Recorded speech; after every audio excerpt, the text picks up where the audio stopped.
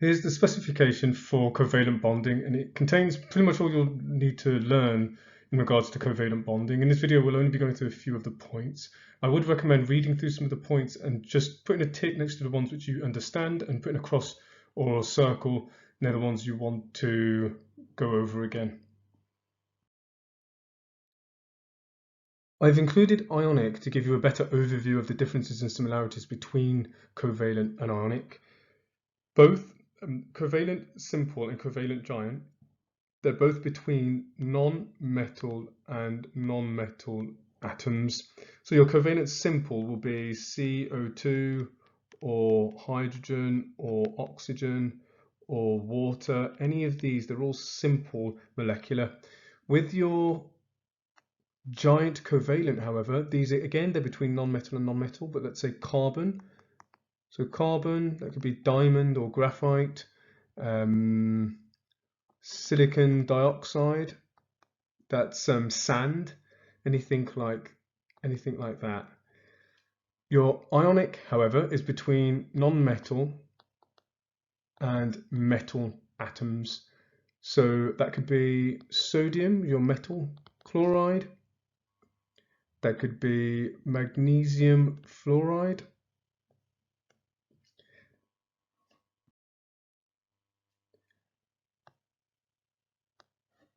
Your electrons for covalent, the electrons are shared in covalent, and that's the same for both. They're both shared in covalent simple and in covalent giant. However, in some giant structures, they are shared, and then if there's some left over, then they can be delocalized. That's only in graphite, really, which you need to know. That's the only. I'm just going to put here graphite. Well, graphite is the only one which you need to know, which also can be shared and delocalized, some electrons. Ionic here is transferred. So electrons are transferred from the metal atom. So let's say sodium in this case, from the metal atom. So that one electron outside and its outer shell is transferred to the chlorine atom,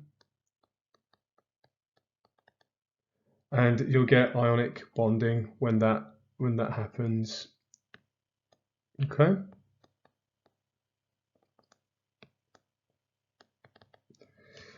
Electrostatic attractions. Now in covalent, the electrostatic attractions are between the, if you look at a covalent molecule, let's do hydrogen.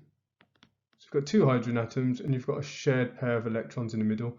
Now in covalent simple, and this happens in giant, the electrostatic attractions are between, if I draw this again, the positive nuclei and the negative shared pair of electrons in the middle. So between the nuclei and shared or bonding pair of electrons.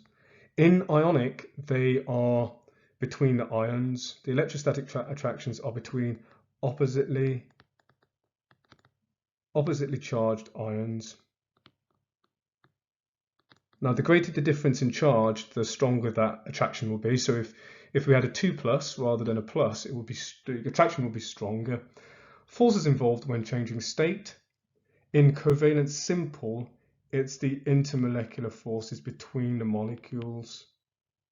So intermolecular forces between the molecules. So between the molecules. In giant, it's the covalent bonding that's broken. Covalent bonds. And then here, it's many strong covalent bonds.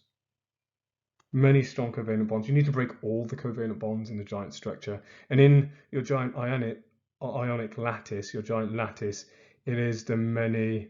It's similar to giant covalent. It's the many strong ionic forces or bonds. So the many strong ionic forces. Now this tells you whether it's high or whether it has a high or low melting point, whether you need to put a lot of energy in or a little bit of energy to change state. With your covalent simple, you don't need to put that much energy, so it has a low melting point. With your covalent giant, you need to put in a lot of energy, so they have high melting points, and the same with ionic lattice. Okay, and that's because of the column above it. Here are two past paper questions to help you put your knowledge, apply your knowledge. There's 2 marks each, so that's 4 marks, therefore 4 minutes. I'll give yourself 4 minutes and then we'll go over the answers. You can pause now.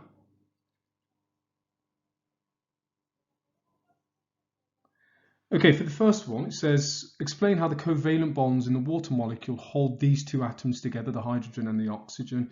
Now, you should have said something like this. In your bonding, you have 2 atoms. You have your shared pair of electrons in the middle, which is a negative, and then you have your positive nuclei on either side. And that's what it's these forces here, the electrostatic forces in between the positive and negative, which hold these 2 atoms together, and that is your covalent bond. So your first mark is the attraction between the bonding pair, so mentioning this bonding pair here, that's your mark 1, mentioning the bonding pair. And then your mark 2 is mentioning the positive nuclei. Now you have to refer to nuclei here. If you don't refer to nuclei or the 2 atoms involved, then you do not get the 2 mark. If you mention as well ions or any form of electron transfer, electrons are shared, not transferred, then you don't get the mark as well. Second one, this is your answer. Explain why water has a much lower melting point than sodium oxide. When you're answering these questions, you have to refer to the correct force or bond that is involved in the change of state. When you're talking about water, because it's simple molecular, then we're looking at intermolecular forces here between the molecules. With sodium oxide, because it's a metal and a non-metal, we're looking at ionic bonding. Therefore, it's going to be giant ionic lattice. You're therefore breaking ionic bonds. Okay. So attractions between water molecules are weak, so therefore they're easily overcome. Now you can say intermolecular forces are weak and therefore need little energy to break. And then your second mark is referring to the ionic bonds. They require a lot of energy to break. Okay. It does not allow it doesn't allow the second mark if you mention intermolecular forces in ionic bonds. They're not intermolecular forces. There's no molecules in ionic bonding. And any implication of breaking covalent bonds in Mark 1, actually it's in Mark 2 as well, there's no covalent bonds, then you just get 0. You don't get the mark. Lots of students go wrong on this, so please just ensure that you are getting these right. Refer back to the table in the second slide if necessary. So you need to be able to draw dot and cross diagrams of covalent molecules. We have 3 groups of covalent molecules here: diatomic, inorganic, and organic. We'll start with diatomic, and we'll start with nitrogen. Nitrogen's in group 5, therefore it has 5 electrons in its outer shell. I'm going to draw 2 of these because we have 2 in this molecule. Then from here, you need to find out how many bonds each nitrogen atom forms. The first nitrogen, both nitrogens, they have 5 electrons in their outer shell, therefore they need 3 more to complete their full outer shell of 8. Therefore they're going to form 3 bonds each. Once you've done that, you can then draw out the displayed formula, which is going to look like that. They're both going to share 3 bonds with each other. Once you've done that, you can now draw I think it'll be easier to draw the dot and cross diagram at the end after this. Now, you're going to have 6 electrons in the middle because you have 3 bonds, 3 bonding pairs. So 1, 2, 3, 4, 5, 6. So 6 in the middle, and you're going to have 2 nitrogens on either side of that. Once you've done that, you then need to add the lone pairs on the opposite side. So this nitrogen is going to have 2, and this one's going to have 2. So if you count the number of electrons on the outer shell of each nitrogen atom, they both have 8 electrons on the outer shell. So 1, 2, 3, 4, 5, 6, 7, 8. For carbon dioxide, we do the exact same. So we draw out carbon first. It's in group 4, so we have 4 electrons in the outer shell. And then we draw out oxygen. Oxygen's in group 6, therefore it has 6 electrons in the outer shell. 1, 2, 3, 4, 5, 6. Carbon needs 4 more electrons, therefore it's going to form 4 more bonds. It's going to form 4 bonds. And oxygen needs 2 more electrons, therefore it's going to form 2 bonds. So then from this, we can then draw out the displayed formula of carbon dioxide, and it's going to look like that. Then from there, we can then draw out the dot and cross diagram. 1, 2, 3, 4. We're going to have carbon in the middle. 1, 2, 3, 4. And there's going to be 4 electrons in the middle because there's 2 bonding pairs. Now, if you look at carbon's outer shell is full. It's got 8 electrons in the outer shell. Oxygen, on the other hand, each oxygen atom only has 4 electrons on the outer shell. So we have to go back and count how many electrons it has and then see how many more you need. So each oxygen atom needs 2 more.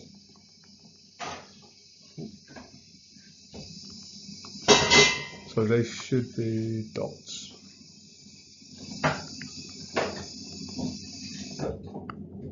Now we do the same for fluoroethene. So you have carbon, which again is in group 4, therefore it's going to form 4 bonds. Hydrogen in group 1, therefore it's going to form 1 bond. And then fluorine is in group 7, therefore it's going to form 1, 2, 3, 4, 5, 6, 7. Therefore, it's going to form 1 bond as well. Now, they're not actually meant to be touching the hydrogen and fluorine, but they just are because there's not enough space. So I'm just going to put the number of bonds underneath each atom. So carbon, we need 4 bonds here, 1 bond in hydrogen and 1 bond in fluorine. Now, drawing the displayed formula for this molecule, you should know that ethene, the carbons are always together. You can draw ethene first, which has a double bond, and then you can draw the rest of the atoms around it. So you're going to have 1, 2 hydrogens, and then your third hydrogen here. Then you've got a fluorine. Your fluorine's going to be here. Now, the molecule could be like that, or it could be flipped, or the other way around. It doesn't matter as long as all carbons have 4 bonds, and all hydrogens and fluorines have 1 bond, as long as this part here is correct. Once you've done that, you can then draw your dot and cross diagram. You've got 2 bonds in the middle, so that means there's 4, and then you have 3 hydrogens around the carbons, and then you have a fluorine on the other side. So you're going to put dot and crosses. Each bonding pair is going to be represented by a dot and a cross because one electron comes from one atom and the other electron comes from the other atom. So it doesn't matter at this stage here which dot or which cross comes from which atom, just as long as they're all separated. Now your fluorine, we could use dots or crosses for fluorine, it just doesn't matter at this stage. So we've got 2 in the fluorine's shell, and we need 6 more.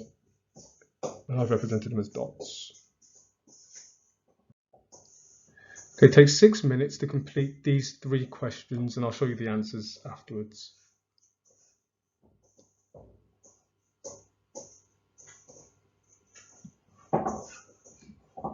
Okay, you should have got these for the answers. Now, the important thing is that you do draw out the displayed formula. That would help you. So I would advise doing that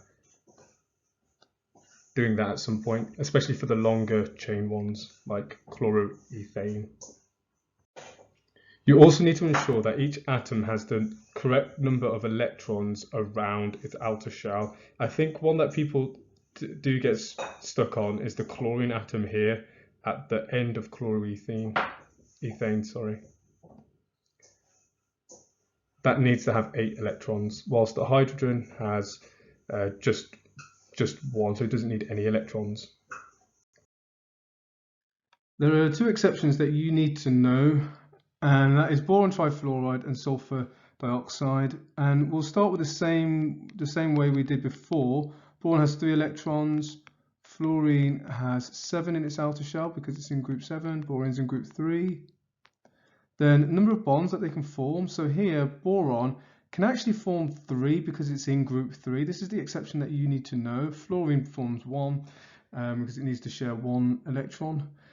And here we can then draw out our displayed formula. So you're going to get boron,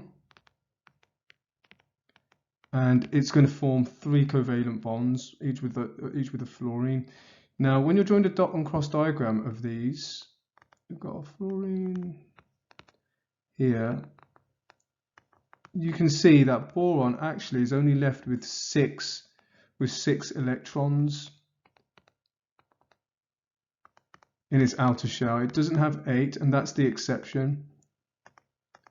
Now, each fluorine atom, just be careful, has 8 electrons, does have a full outer shell. It's just boron that is the exception here, and it can form 3 bonds, which is the same as the group number it's in. Sulfur is the same, it's in group 6, so it forms 6. It can form up to 6 bonds. Okay, so we can do the same thing that we did before. 1, 2, 3, 4, 5, 6. And then your oxygen, that has 1, 2, 3, 4, 5, 6 electrons in its outer shell. Fluorine is an exception here. It only needs 2, but it can form up to 6 bonds. And this is your exception, these 2. And then your oxygen needs 2 more electrons, so it can form 2 bonds here. So these are the bonds. And drawing the displayed formula should look like this. Sulfur being the central atom because it contains the most bonds, kind of like carbon. It's in the center here. So your dot and cross diagram for here is, because it's 2 double bonds, you're going to have 4 electrons on the outer shell. No, 4 electrons in between the bonds. And then your sulfur started off with 6 electrons. It's got 4 electrons now, so we need to add 2 more. So it should have 6 electrons from 6 of its own original electrons, and then 2 each from each oxygen atom. Your oxygen atom needs 8, so we're going to complete those. It needs 2 more in each shell for it to be complete, and that is your sulfur dioxide. So this exception you just need to learn, and same with boron trifluoride. Now they could give you something else in the exam, like and I've given you a turn here to give it a go. So give those a go. Give yourself about 4 minutes to do that. You can pause the video now.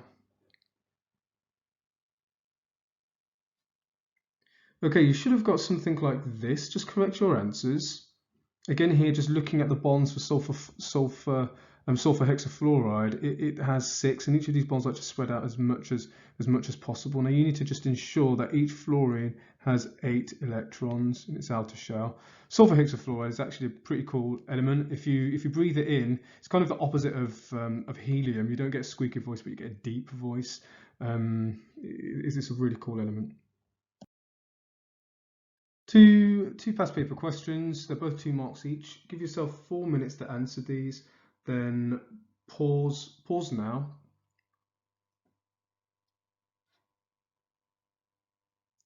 Okay, so you should have got, for the first one, dot and cross diagram here. Now note that we haven't drawn the orbitals. You don't need to. You can just draw it exactly how we've done before. Now you need to ensure for both marks that you've got all the atoms around carbon correct, and then all the atoms around fluorine correct. So fluorine they both should have 8 all the electrons, sorry.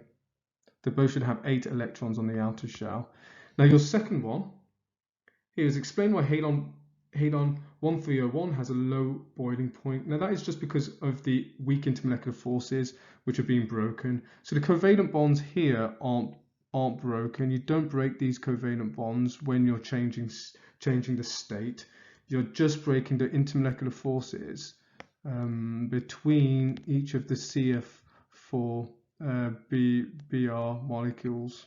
So there are lots of these molecules, and you're just breaking the weak intermolecular forces in between them. And this is probably going to be a gas at room temperature. Those are your 2 marks. Okay, we just talked about simple molecular structures, and they are structures which are made up from molecules like water, and they have weak intermolecular forces between the molecules, and when they're changing state, it's these intermolecular forces that are involved. They're either broken, they're either made or broken when they're changing state. We're going to look at some giant covalent structures. We're going to be looking at carbon allotropes. That's carbon but in different forms. And because the structures are different, we have many different properties with these carbon structures. We look at diamond first. The melting point for diamond is very high. That's because you need a lot of energy to break each of these covalent bonds. Now there are billions and billions and billions and billions and billions and billions and billions of these covalent bonds. Every single one you need to break for that to become liquid, or for that to change, for that to become liquid or gas. So it has a very high melting point. Graphite, that is also high, and it takes a lot of energy to break the intermolecular forces. So we're not breaking the covalent bonds here, we're not doing that. We're breaking the intermolecular forces between the layers. Now it does require a lot of energy, but not as much as diamond.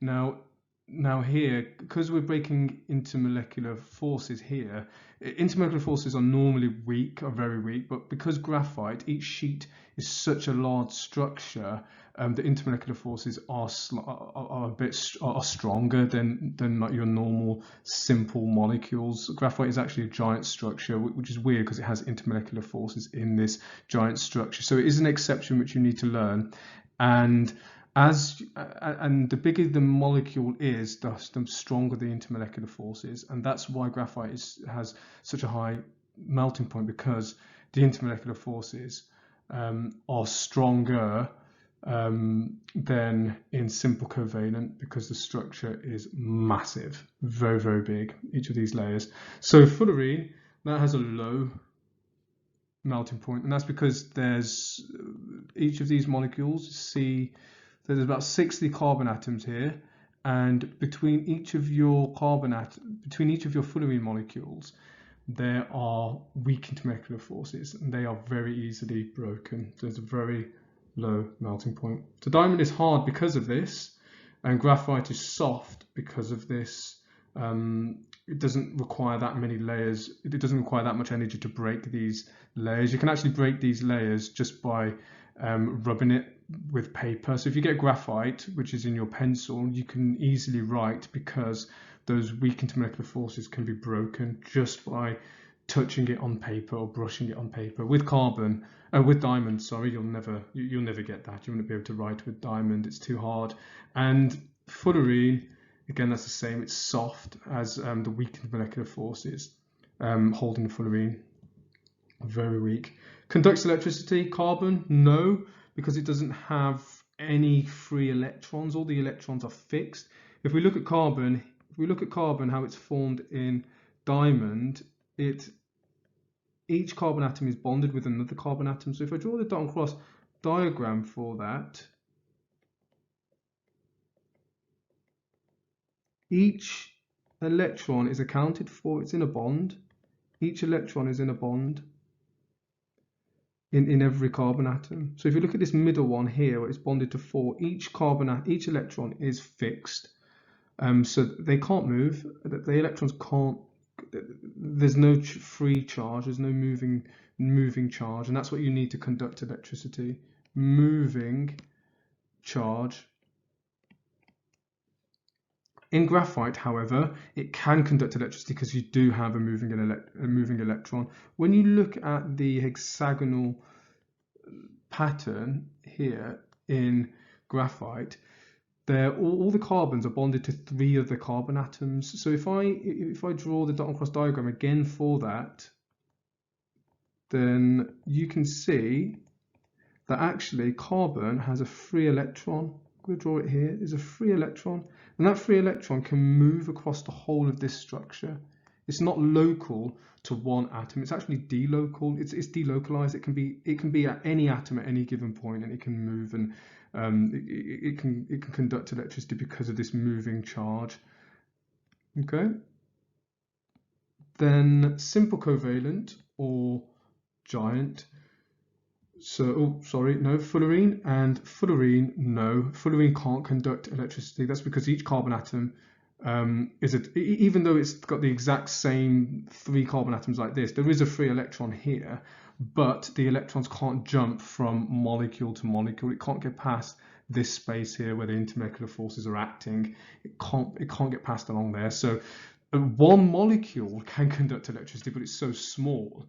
It just doesn't really matter here. So we've got 2 giants and a simple structure.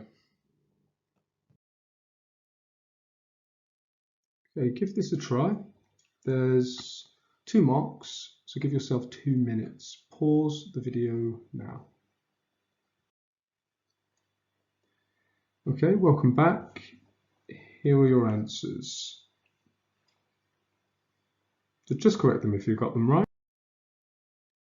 Okay, here's some more exam practice. Again, this was in your year 11 January exams.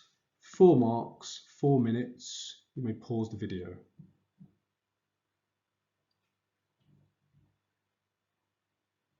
Okay, welcome back. So you should have got these answers. Just pause the video and correct your answers and check that you've got them right.